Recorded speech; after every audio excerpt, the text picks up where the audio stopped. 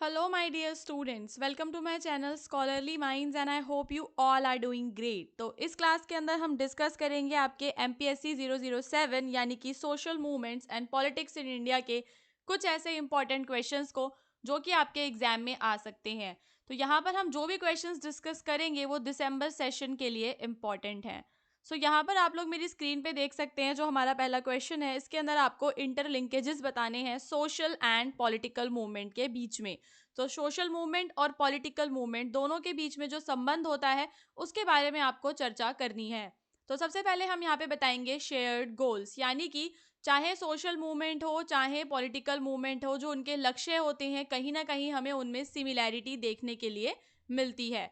जैसे कि in India social movements like the Dalit right movements और the women rights movement focus on ending discrimination. तो social movement जैसे कि आपके यहाँ पर हम दो सोशल मूवमेंट के एग्जाम्पल ले रहे हैं। पहला कौन सा? पहला दलित राइट वाला एंड दूसरा विमेन के राइट्स वाला। तो यहाँ पर हम क्या देखते हैं कि ये दोनों जो मूवमेंट्स हैं इनका फोकस किस चीज पर है? इनका फोकस है डिस्क्रिमिनेशन को एंड करने पर।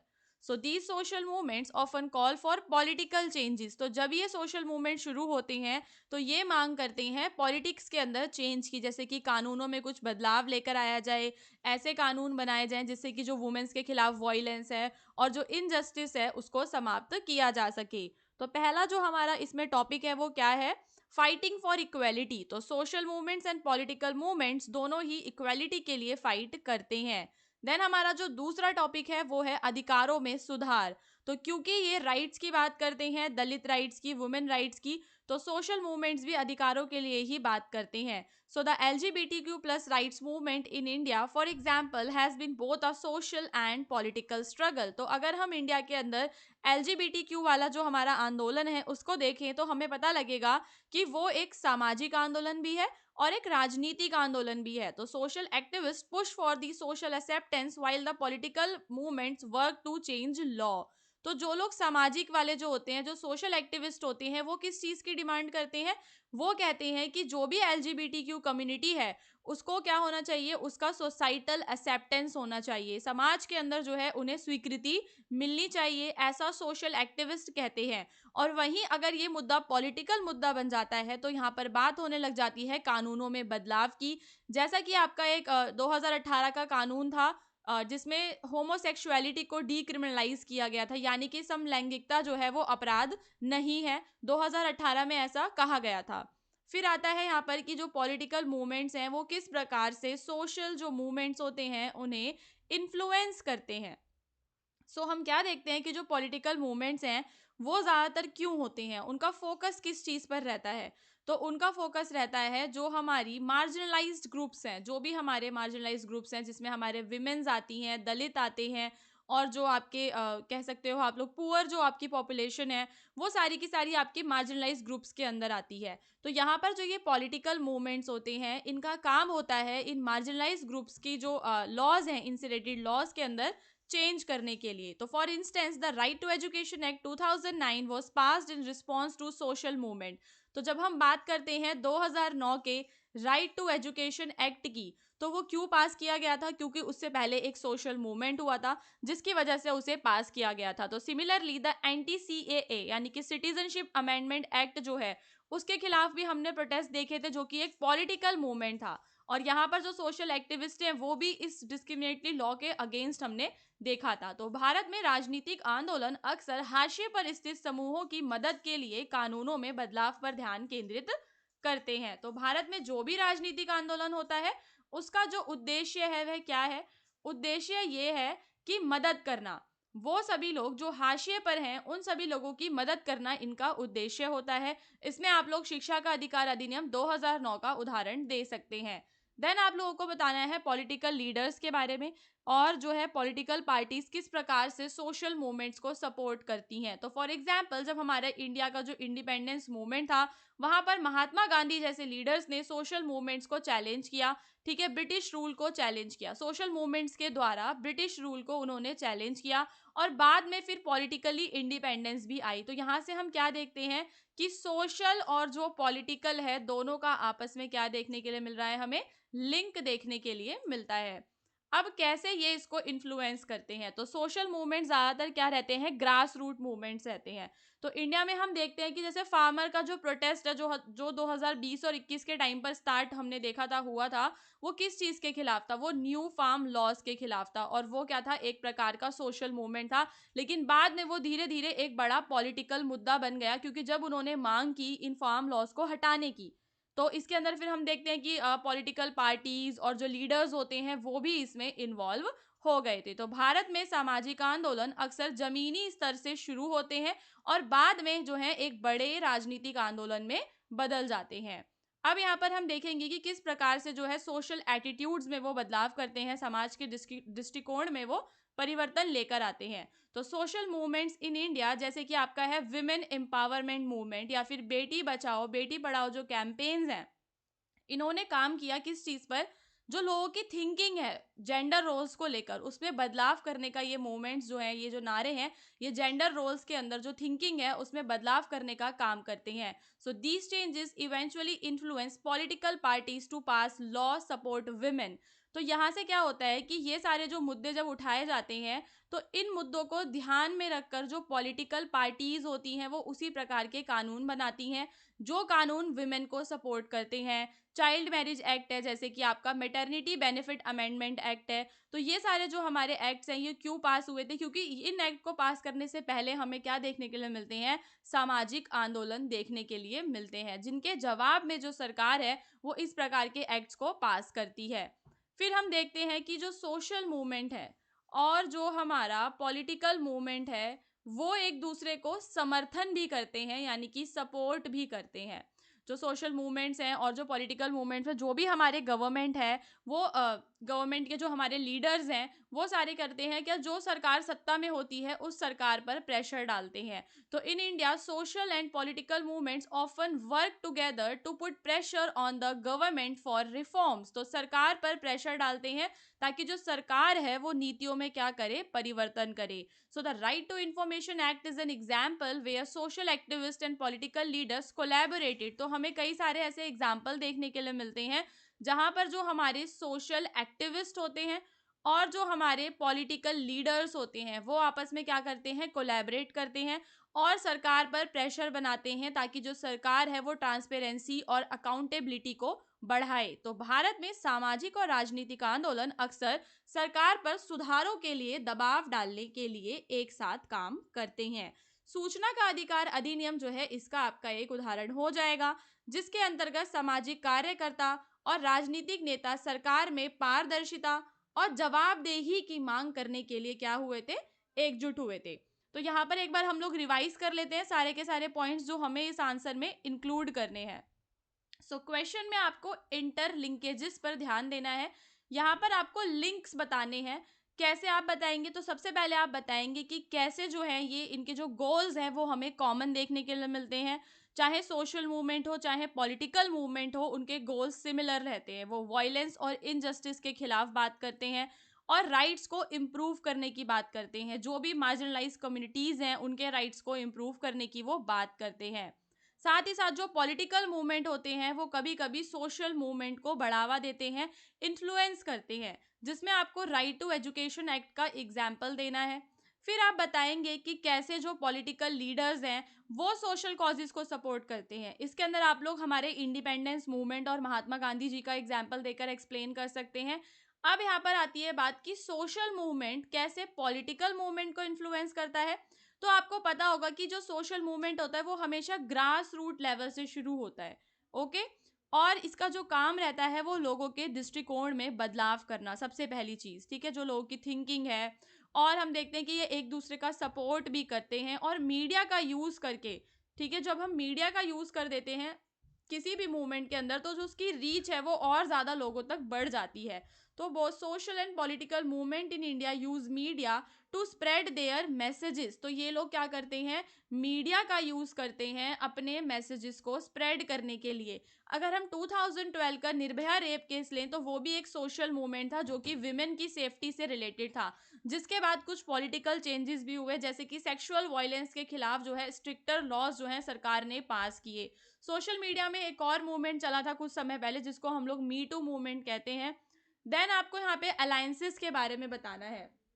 तो हम क्या देखते हैं कि जो सोशल और पॉलिटिकल मूवमेंट्स हैं वो अपने कोइलेशंस बना लेते हैं, अपने गठबंधन बना लेते हैं और फिर एक साथ काम करते हैं। तो for example during the anti corruption movement of 2011 social activists like Anna Hazare worked with political leaders to demand stronger laws। तो यहाँ पर हम क्या देखते हैं कि जो सोशल वाले जो हमारे लीडर्स होते हैं, सोशल जो एक्टिविस्ट होते हैं, वो पॉलिटिकल लीडर्स के साथ क्या करते हैं, जुड़ जाते हैं और फिर करप्शन के खिलाफ बात करते हैं, जिससे कि हम क्या देखते हैं उसके बाद ही जो आम आदमी पार्टी है उसका गठन भी हुआ था।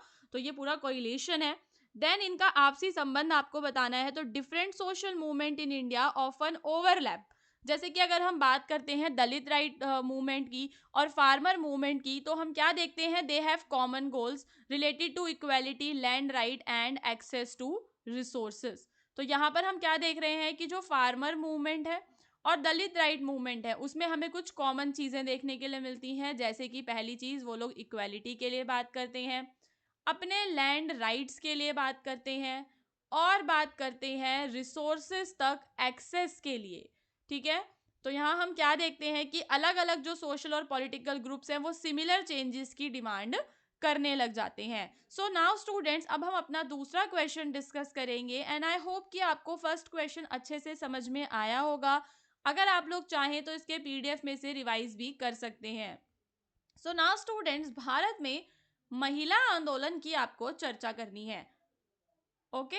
तो सबसे पहले आपको क्या बताना है महिला आंदोलन का, आप बताएंगे हिस्टोरिकल बैकग्राउंड। हिस्टोरिकल बैकग्राउंड आप पूरा इसका डिस्क्राइब करेंगे कि कैसे जब हम अपने इतिहास की तरफ नज़र दौड़ाते हैं या हम कॉलोनियल पीरियड की तरफ नज़र दौड़ाते हैं तो हमें पता लगता है कि उस टाइम पर बहुत सारी ऐसी कुप्रथाएं थीं जो कि महिलाओं का जिन्हें सामना करना पड़ता था।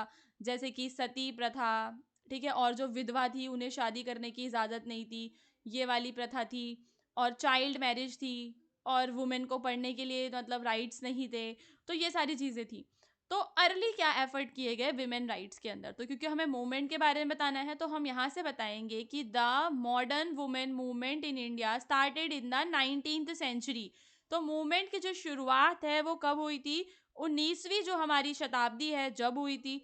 अब उस टाइम पर हमारे कौन कौन से सोशल रिफॉर्मर्स थे, तो उसमें आपके राजा राम मोहन रॉय, ईश्वर चंद्र विद्यासागर एंड स्वामी विवेकानंद जी थे, जिन्होंने वुमेन की एजुकेशन के लिए आगे से आगे आवाज़ उठाई।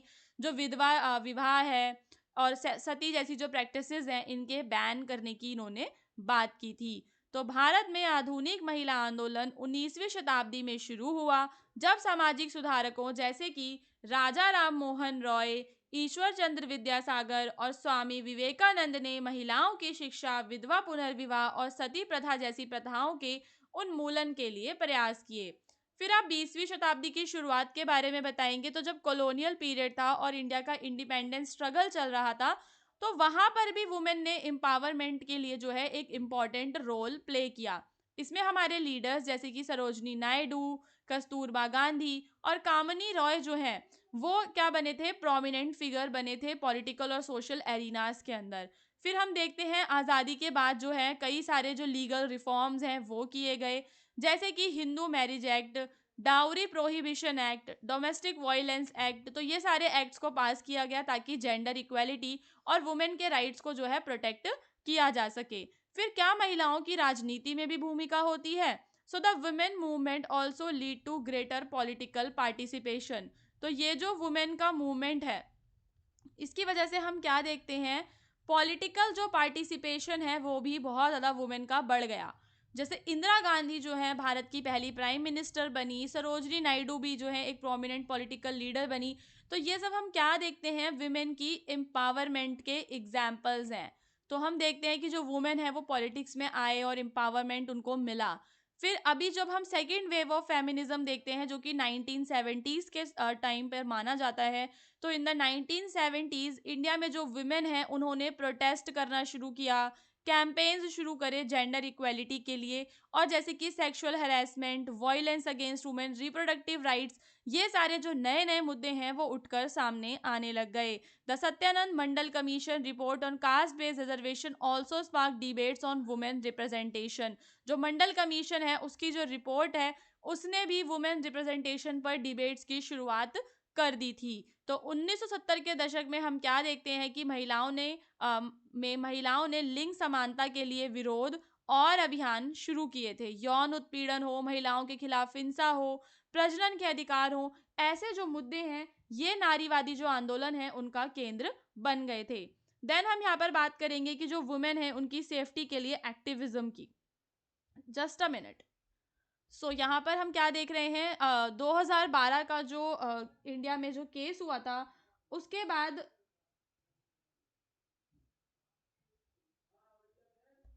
2012 में, सॉरी, तो हम क्या देखते हैं कि दिल्ली में 2012 में सामूहिक बलात्कार कांड हुआ था, ठीक है, जिसकी वजह से हम क्या देखते हैं कि उसके बाद नए नए जो एक्ट हैं वो पास होने स्टार्ट हो गए थे। ओके, अब यहाँ पर बच्चों हम शुरुआत करेंगे इस वाले टॉपिक की। हमारा एक नया टॉपिक है पर इसी क्वेश्चन का ही पार्ट है। यहाँ पर आपको बताना है कि जो वुमेन मूवमेंट है वो कौन कौन से इश्यूज को जो है वो सॉल्व करते हैं, ठीक है। तो सबसे पहली चीज वो बात करते हैं जेंडर इक्वेलिटी की। तो one of the main demand of the women movement in India has been gender equality. तो पहला आपको क्या बताना है, जेंडर इक्वेलिटी की वो मांग करते हैं और कहते हैं कि समान काम के लिए महिलाओं को भी समान एजुकेशन मिलना चाहिए, है ना। मतलब हर चीज में वो क्या बात करती हैं, इक्वेलिटी की बात करती हैं। फिर दूसरा जो इनका मुद्दा होता है वो कौन सा होता है, हिंसा वाला, वॉयलेंस वाला। तो violence against women including domestic violence, rape and dowry death has been a major issue raised by the women movement. तो यहाँ पर आपका जो डोमेस्टिक वॉयलेंस है, रेप है, डाउरी डेथ है, ये सारे मेन इश्यूज होते हैं जो कि वुमेन मूवमेंट उठाता है। ये वाला टॉपिक आपका इंपॉर्टेंट है, ये सारा मतलब बेसिक है। आपको सिर्फ एक बार इसको रीड करना है और एग्जाम में आप लोग एकदम स्मूथली इसको लिख कर आ सकते हो। उसके बाद है जो एक्सेस टू एजुकेशन। तो जो वुमेन है वो एजुकेशन की डिमांड करती हैं, स्कूलिंग की डिमांड करती हैं, जॉब की डिमांड करती हैं। ओके, अब यहाँ पर आप बताएंगे कि जो वुमेन मूवमेंट है वो क्या क्या चैलेंजेस को फेस करते हैं। अब यहाँ पर आपको चैलेंजेस बताने हैं। तो पहला चैलेंज सबसे बड़ा, पेट्रियार्कल रेजिस्टेंस। तो हम क्या देखते हैं, इंडिया के अंदर जो ट्रेडिशनल जेंडर रोल है कि भाई विमेन को ही खाना बनाना है, तो ट्रेडिशनल रोल को चैलेंज करना इतना आसान नहीं है। इंडिया में जो पेट्रियार्कल वैल्यूज हैं उनको खत्म करना भी इतना आसान नहीं है। तो वुमेन के जो राइट्स हैं इस पेट्रियार्की के साथ क्या कर जाते हैं, क्लैश कर जाते हैं। तो जब हम देखते हैं रूरल एरियाज में और कंजर्वेटिव फैमिलीज में, हम क्या देखते हैं कि वो चेंज को हमेशा रेजिस्ट करते रहते हैं, वो कभी चेंज को एक्सेप्ट ही नहीं करना चाहते और अपने जो पुराने कस्टम्स हैं उनको ही आगे बढ़ाए रखना चाहते हैं। मतलब जो पुराने रीति रिवाज होते हैं, ठीक है, रूढ़िवादी परिवारों में कई लोग बदलाव का क्या करते हैं, परिवारों में विरोध करते हैं। फिर हम देखते हैं कि जो महिला आंदोलन है, अक्सर संसाधनों की कमी, ठीक है, महिलाओं के पास ना इतना मतलब रिसोर्सेज नहीं होता, कुछ पॉलिटिकल सपोर्ट नहीं होता, जिसकी वजह से जो उनके मूवमेंट हैं वो पीछे छूट जाते हैं। अब यहाँ पर हमारा अगला जो क्वेश्चन है ये आपका मोस्ट इंपॉर्टेंट क्वेश्चन है स्टूडेंट। अब यहाँ पर आपको देखना है, यहाँ पे कह रहे हैं debate the issue of development versus environment. तो जो डेवलपमेंट का इशू है और जो एनवायरनमेंट का इशू है, दोनों के बीच में आपको एक डिबेट टाइप की करनी है, यानी इसके फायदे और नुकसान बताने हैं। तो सबसे पहले आप बताएंगे कि जो डेवलपमेंट है it is the need for progress. अगर प्रगति करनी है तो विकास हमें करना पड़ेगा। तो जो लोग डेवलपमेंट को सपोर्ट करते हैं वो आर्ग्यू करते हैं कि जो इकोनॉमिक ग्रोथ है वो ज़रूरी है ताकि जो लोग हैं उनका लिविंग स्टैंडर्ड इम्प्रूव किया जा सके और उन लोगों के लिए जॉब्स क्रिएट की जा सके। तो for example industries, infrastructure project, urbanization contribute to GDP growth and provide employment opportunities for millions of the people in India। तो यहाँ पर ये कहता है कि अगर हमें देश की इकोनॉमिक ग्रोथ, आर्थिक वृद्धि हमें करनी है और जो है हमें लोगों का जो जीवन स्तर है उसको बेहतर बनाना है, लोगों को हमें रोजगार देना है, तो उसके लिए हमें विकास करना ही पड़ेगा। क्योंकि जब हम विकास करते हैं तो हमारे देश का बुनियादी ढांचा मजबूत होता है, हमारे देश में नए नए उद्योग लगते हैं जिसकी वजह से लोगों को रोजगार मिलता है और पैसे मिलते हैं और देश की जीडीपी भी बढ़ती है। फिर दूसरा कारण, डेवलपमेंट करना है क्योंकि हमें गांवों का विकास करना है। विकास की परियोजनाएं गांवों में सड़कें, बिजली, सिंचाई, ठीक है, तो गांव के लिए ज़रूरी है कि हम क्या करें, विकास करें। ठीक है, जो रिमोट विलेजेस है वहां तक एक्सेस हो क्लीन वाटर का, इलेक्ट्रिसिटी का। फिर हमें इंफ्रास्ट्रक्चर को भी इम्प्रूव करना है। तो विकास का मतलब बेहतर बुनियादी ढांचा भी है, जैसे बेहतर सड़कें बनाना, स्कूल, अस्पताल, ये सब चीज़ें बनाना, ताकि सोसाइटी का क्या हो सके, वेलफेयर हो सके और प्रोडक्टिविटी बढ़ सके। अब यहाँ पे स्टूडेंट्स, आपको सारा मैं फिर से एक बार समझा रही हूँ। तो सबसे पहले आपको सिर्फ ये चीज़ यहाँ पर आपको अपने कुछ ऐसे आपको पॉइंट्स बताने हैं जिन पॉइंट से आप ये प्रूव कर सको कि जो डेवलपमेंट है वो नीड है। ठीक है, ये आपको यहाँ पर प्रूव करना है कि कैसे जो विकास है वो एक हमारी आवश्यकता है। तो उसके आपने फेवर में यहाँ पर आपने पॉइंट्स बता दिए 2 3। अब आप यहाँ पर बताओगे कि जो विकास है, विकास जो है उसकी वजह से जो लागत लग रही है वो हमारे पर्यावरण की लग रही है। विकास तो करते जा रहे हैं लेकिन वहां पर जो हमारा पर्यावरण है उसका क्या हो रहा है, उसका विकास हो रहा है, नहीं हो रहा, उसका क्या हो रहा है, नुकसान हो रहा है। तो पर्यावरण का नुकसान कर कर, पर्यावरण की क्षति कर कर क्या विकास हो जाएगा। तो यहाँ पर जो लोग डेवलपमेंट को क्रिटिसाइज करते हैं वो आर्ग्यू करते हैं that many development project result in severe environmental damage. तो कितना भी बड़ा डेवलपमेंट प्रोजेक्ट हो, कितना भी वो सस्टेनेबली कर लें, पर उसकी वजह से हम क्या देखते हैं, डिफॉरेस्टेशन होता है, पोल्यूशन होता है, बायोडाइवर्सिटी का लॉस होता है। So for example the constructions of dam, अगर हम डैम बनाते हैं, हाईवे, फैक्ट्री, ये सब बनाते हैं, तो जो नेचुरल हैबिटेट होता है उसका क्या हो देखने के लिए हमें मिलता है, डिस्ट्रक्शन देखने के लिए मिलता है। तो विकास के आलोचक तर्क करते हैं कि कई विकास परियोजनाएं गंभीर पर्यावरणीय नुकसान का कारण बनती हैं, जैसे कि जंगलों की कटाई, प्रदूषण और जैव विविधता की हानि। तो उदाहरण के लिए बांधों, राजमार्गों और कारखानों का निर्माण अक्सर प्राकृतिक आवासों को नष्ट होने का कारण बन जाता है। तो जितना ज़्यादा डेवलपमेंट होता है उतना ज़्यादा प्रकृति हमारी जो खराब हो जाती है, जलवायु में परिवर्तन आ जाता है, क्योंकि जो इंडस्ट्रीज होती हैं वो कार्बन इमिशंस करती हैं जिसकी वजह से एयर पॉल्यूशन हो रहा है, सी का जो लेवल है उसका भी राइज हो रहा है। तो कार्बन उत्सर्जन, वायु प्रदूषण, समुद्री स्तर का बढ़ना और हमारे जो प्राकृतिक संसाधन है उनका भी विनाश हो रहा है। जो भी हमारी स्पीशीज है, एनिमल स्पीशीज, प्लांट स्पीशीज, वो खत्म होती जा रही हैं और ह्यूमन का जो सर्वाइवल है वो खतरे में चला गया है।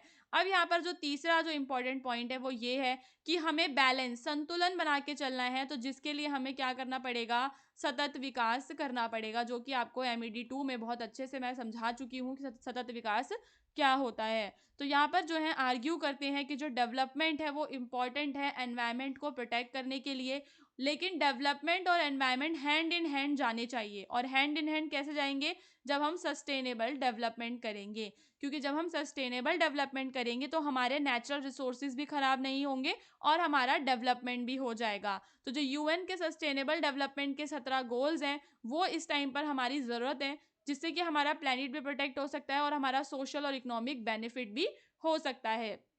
सो आपको ओवरऑल ये समझना है कि जो सतत विकास है वो एक बहुत अच्छा माध्यम है जिससे कि हम अपना आर्थिक विकास भी कर सकते हैं और अपने पर्यावरण को नष्ट होने से भी बचा सकते हैं और अपनी धरती जो हमारा ग्रह है इसकी हम रक्षा कर सकते हैं।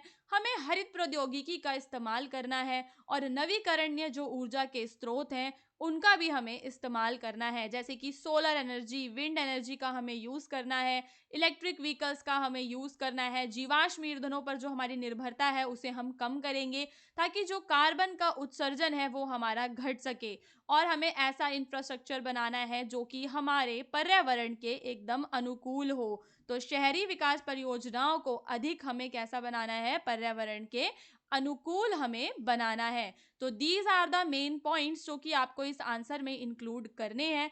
इसके अलावा आपको इस आंसर के लिए जो मैटर है वो बहुत सारा वैसे भी आपको पता होगा ऑलरेडी, जो आपको मिल जाएगा। नाउ स्टूडेंट्स, अब हम यहाँ पर अपना अगला क्वेश्चन डिस्कस करेंगे कि जो सामाजिक आंदोलन होते हैं क्या वो हमारे लोकतंत्र के साथ भी जुड़े हुए हैं, क्या लोकतंत्र का और आंदोलनों का कोई रिश्ता है, इसको हम समझने का प्रयास करते हैं।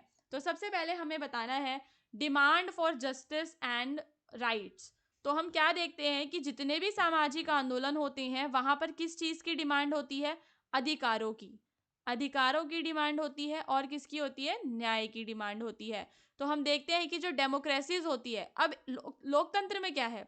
लोकतंत्र के अंदर तो हमें राइट है, हमारा अधिकार है कि हम अपने अधिकारों के लिए लड़ सकते हैं, और अब न्याय के लिए भी हम लड़ सकते हैं। तो सोशल मूवमेंट भी तो यही करता है, हमें सिखाता है कि कैसे हमें अपने न्याय के लिए और अधिकारों के लिए लड़ना है, और कैसे जो है हमें अपनी जो पॉलिसीज है सरकार की उसमें चेंजेस की भी मांग होती है। तो जैसे कि वुमेन राइट मूवमेंट है, दलित राइट मूवमेंट है, इन्होंने बात करी है इक्वल राइट्स फॉर वुमेन और मार्जिनलाइज कम्युनिटीज की। तो यहाँ पर हमें क्या देखने के लिए मिला कि एक लोकतांत्रिक देश के नागरिक होने के नाते हमारा ये अधिकार था कि हम जो है अपने अधिकारों के लिए लड़ें। तो जब हम अपने अधिकारों के लिए लड़े तो हमने एक सामाजिक आंदोलन शुरू किया। तो यहाँ से हम क्या देखते हैं कि लोकतंत्र और सामाजिक आंदोलन आपस में लिंक्ड हैं। फिर आता है अभिव्यक्ति और भागीदारी की स्वतंत्रता। तो लोकतंत्र के अंदर जो सबसे बड़ी हमारी स्वतंत्रता है वो अभिव्यक्ति की ही स्वतंत्रता होती है, प्रोटेस्ट करने की स्वतंत्रता होती है। तो सोशल मूवमेंट भी तो एक तरह से प्रोटेस्ट करने का ही माध्यम है। तो जब हम डेमोक्रेसी में देखते हैं कि जो नागरिक हैं they are free to express their opinions and demands, तो सोशल मूवमेंट में हम इसी जो ये जो हमारा राइट है, इसी राइट का हम यूज करते हैं, और जो है अन्याय, ठीक है, अन्याय के खिलाफ, अनुचित नीतियों के खिलाफ और मानव अधिकारों के उल्लंघन के खिलाफ जो है हम क्या करते हैं? विरोध करते हैं। और जो सोशल मूवमेंट है, जो सामाजिक आंदोलन है, वो क्या करते हैं? बहस के लिए भी मंच प्रदान करते हैं और सरकार को अकाउंटेबल रखते हैं। अब जो हमारे सामाजिक आंदोलन है उनके द्वारा हम सरकार से जवाब मांगते हैं। हम सरकार से जो है करप्शन के बारे में मांग सकते हैं, जैसे हमारा राइट टू इन्फॉर्मेशन है, ये सारे जो हमारे एक्ट हैं, तो हम यहाँ पे जो सरकार है उस पर हम दबाव बना सकते हैं और नेताओं पे दबाव बना सकते हैं कि जो नेता हैं वो कानूनों का पालन करें और निष्पक्ष रूप से कार्य करें। सो स्टूडेंट्स, यहाँ पर हम एक बार रिवाइज करेंगे। तो पहला क्या है आपका कि जो सोशल मूवमेंट और डेमोक्रेसी का लिंक आपको यहाँ पर बताना है। तो सबसे पहले आपने क्या बताया कि यहाँ पर हम राइट्स और जस्टिस की जब डिमांड करते हैं तो वो अधिकार हमें लोकतंत्र में मिलता है, और जब हम इसकी डिमांड करते हैं तो हम एक सामाजिक आंदोलन चला देते हैं। फिर आती है यहाँ पर बात एक्सप्रेशन की, कि हम कहीं पर भी प्रोटेस्ट कर सकते हैं, सरकार की अनफेयर पॉलिसीज के खिलाफ बोल सकते हैं। तो ये लोकतंत्र का पार्ट है, और ये सोशल मूवमेंट उसका भी, दोनों में हमें लिंक देखने के लिए मिलता है। और जो सोशल मूवमेंट है वो सरकार की जवाबदेही को सुनिश्चित करते हैं और सरकार से ज़्यादा जो ट्रांसपेरेंसी है, पारदर्शिता की मांग करते हैं। तो जब हमें लगता है कि सरकार भ्रष्टाचार, प्रदूषण या मानव अधिकारों के उल्लंघन जैसे मुद्दों का हल निकालने में विफल हो रही है, तो सामाजिक आंदोलन पारदर्शिता और निष्पक्ष प्रथाओं की मांग करते हैं। फिर हम देखते हैं अवेयरनेस फैलाने का काम। तो जो हमारे ये जो भी हमारे सोशल इश्यूज होते हैं, ये क्या करते हैं, इनका क्या काम होता है? अवेयरनेस फैलाना, ठीक है, जागरूकता लोगों में फैलाना। तो सोशल मूवमेंट लोगों को एजुकेट करते हैं about the important issues that affect society such as inequality, health and education and the environment. तो ये सारे इश्यूज के बारे में लोगों के अंदर जागरूकता को ये फैलाते हैं। सो नाउ स्टूडेंट्स, इसके आगे के जो क्वेश्चंस हैं वो हम अपनी नेक्स्ट क्लास में डिस्कस करेंगे। ये मेरी MPSC 007 की रिवीजन क्लास 1 है। इसके बाद मैं रिवीजन क्लास 2 भी लेकर आऊँगी, जहाँ पर हम बाकी के जो इम्पोर्टेंट क्वेश्चंस हैं इनको डिस्कस कर लेंगे। अगर आपको इसके PDF डाउनलोड करने हैं तो आप हमारी वेबसाइट hindustanknowledge.com से जो है PDF को डाउनलोड कर सकते हैं। ये आपको गूगल पे सर्च करना है तो फर्स्ट वेबसाइट पे जाएंगे तो आपको मिल जाएगा। आप हमारे व्हाट्सएप चैनल को ज्वाइन कीजिए, जिसका लिंक आपको डिस्क्रिप्शन में मिलेगा। वहाँ से आपको लाइव क्लास के नोटिफिकेशंस और व्हाट्सएप में जो है हम लोग PDF के लिंक वगैरह भी प्रोवाइड करते हैं, तो वहाँ पे ये आपके काम आने वाला है। सो नाउ स्टूडेंट्स, अब हम मिलेंगे अपने अगले वीडियो में। अगर इनमें से जो भी क्वेश्चन अभी हमने डिस्कस किए, आपको किसी भी क्वेश्चन में डाउट है तो वो कमेंट करके बताना। तो जब मैं नेक्स्ट लाइव क्लास लूँगी तो मैं वहाँ पर आपके डाउट्स को क्लियर कर दूँगी।